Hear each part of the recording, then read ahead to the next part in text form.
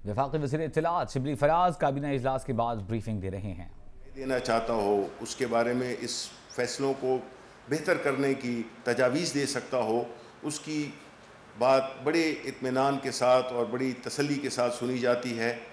और ये prime minister Imran Khan ने अपनी काबीना में ये माहौल पैदा किया हुआ है जिसमें कि हर शख्स को ये आज़ादी होती है कि वो अपनी राय का इजहार कर सके। तो इसी मौजू के साथ जो रिन्यूएबल एनर्जी है उस पर भी काफ़ी बहस हुई, जिसमें कि यही तय किया गया, जिस तरह की हमारी हुकूमत की पॉलिसी है कि महंगी बिजली प्रोड्यूस करने के बजाय हमको सस्ती बिजली प्रोड्यूस करनी चाहिए। और ये जो सस्ती बिजली जिसमें कि सोलर और विंड ख़ास तौर पे शामिल हैं, इन प्रोजेक्ट्स को के रास्ते में जो भी रुकावटें हैं उनको दूर किया जाए और उनको इनकरेज किया जाए। उससे एक तो ये है कि एक फ़ॉरेन इन्वेस्टमेंट भी आएगी, और दूसरा ये है कि हमारी जो बिजली की सस्ती बिजली की पैदावार है उसकी भी हौसला अफजाई होगी। और ये जो प्रोजेक्ट्स आ रहे हैं इनका मकसद ये भी होगा कि हम, चूँकि आपको मालूम है कि हमारी जो डिमांड एंड सप्लाई है उसमें हमारे पास इस वक्त तकरीबन 37,000 से कुछ ज़्यादा मेगावाट के बिजली पैदा करने की सलाहियत है, लेकिन उसमें ऐसे वो हैं प्लांट्स भी हैं जो कि 24 रुपए में बिजली पैदा करते हैं। तो मकसद ये है कि जब रिन्यूएबल एनर्जी आएगी तो उससे डिस्प्लेसमेंट होगी, वो महंगे उनको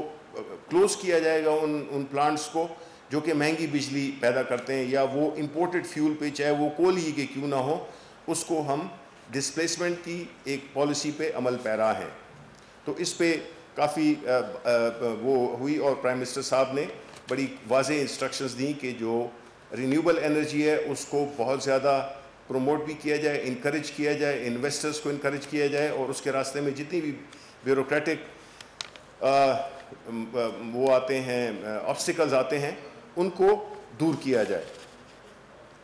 फिर सस्टेनेबल डेवलपमेंट गोल्स पे बात हुई, उसमें हमारे जो एक हलीफ हैं MQM के अमीनुल हक साहब, उनकी दरख्वास्त पर वो फंड्स जो कि लैप्स हो जाएंगे, तो प्राइम मिनिस्टर साहब ने ये इंस्ट्रक्शंस दी कि कराची और इस्लामाबाद के लिए ख़ास तौर पे इन 1 महीने के अंदर अंदर उनको ये रीएलोकेट कर दिया जाए। उसके बाद एक और अहम बात जो हुई, जो कि मेरा ख्याल है कि आपकी जितनी भी डेवलपमेंट से रिलेटेड मौजू है, वो है कि हमने ये देखा है कि प्रोविंशियल हुकूमतें, ख़ास तौर पे वो हुकूमतें जिसमें कि जब चीफ मिनिस्टर एक ख़ास इलाके का होता है तो उस इलाके में ज़्यादा डेवलपमेंट होती है, कुछ में कम होती है, कुछ में बिल्कुल नहीं होती है।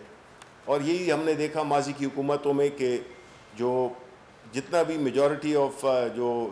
ज़्यादा जो अमाउंट था वो सेंट्रल से लाहौर में और उसी गिरदनवा के इलाकों में लगता था, और कई ऐसे इलाके थे कि जिसमें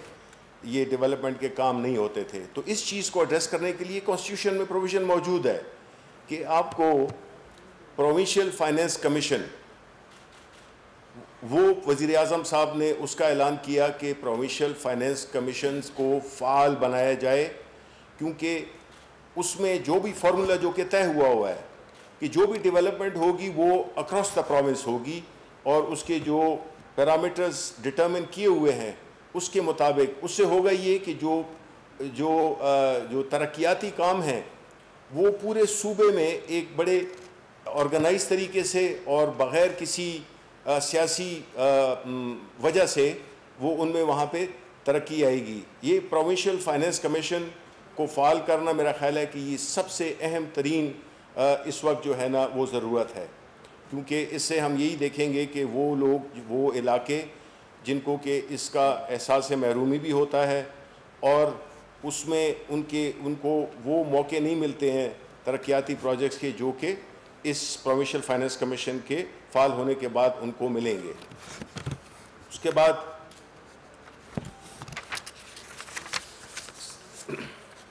सरकारी जो तरक्याती मंसूबों में जो पैसों का ज़ाया होता है, कि हमने यही देखा है कि अगर आप एक काम प्राइवेट सेक्टर से कराएं, वो अगर 100 रुपए का होता है, वही अगर आप PWD سے کرائیں اس کی کوالٹی بھی بیکار ہوتی ہے اور پیسے بھی وہ 150 اندازاً اس طرح کے اس میں وہ کرتے ہیں. تو پرائم منسٹر صاحب نے اس کی بھی ہدایت کی ہے کہ وہ میکنزم خسرو بختیار کی قیادت میں ایک کمیٹی بنائی جو کہ اس چیزوں کو ڈٹرمن کرے کہ کس طرح سے ہم, کیونکہ دیکھیں ہمارے وسائل ویسے ہی کم ہیں, لیکن اگر اس کے ساتھ ساتھ ہی ایک کم ہو اور اس کے ساتھ اس کو آپ صحیح طریقے سے خرچ نہ کریں تو یہ ہمارے لیے ایک قسم کی ڈبل جیپرڈی ہے. مطلب ہے کہ نقصان دوہرا ہوتا ہے ہمیں, کہ کام بھی ٹھیک نہیں ہوتا اور پیسے بھی زیادہ خرچ ہوتے ہیں. تو اس کو یہ چیزیں ایسی ہیں جس نے کہ اس ملک کی جو پروگرس ہے, جو اس میں جو قرضے ہیں جس طرح, وہ اسی بنیاد پہ ہوتے ہیں کہ یہ ایک انیفیشینٹ سسٹم ہے. جو PWD کا سسٹم ہے وہ ایک بڑا انیفیشینٹ سسٹم ہے, اور اس کو ٹھیک کرنے کے لیے یہ جو ہے کمیٹی ودن 90 days جو ہے تو وہ اپنے سفارشات دے گی کہ اس کو ہم کس طرح سے کم خرچ اور اچھی کوالٹی کا کام کر سکیں. اور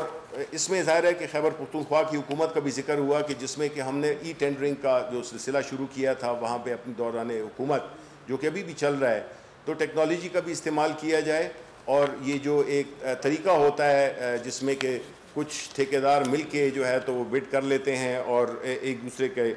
ساتھ مل کے جو ہے تو وہ ایک ہائر ریٹس پہ وہ چیزوں کو وہ کرتے ہیں, ٹھیکے لیتے ہیں.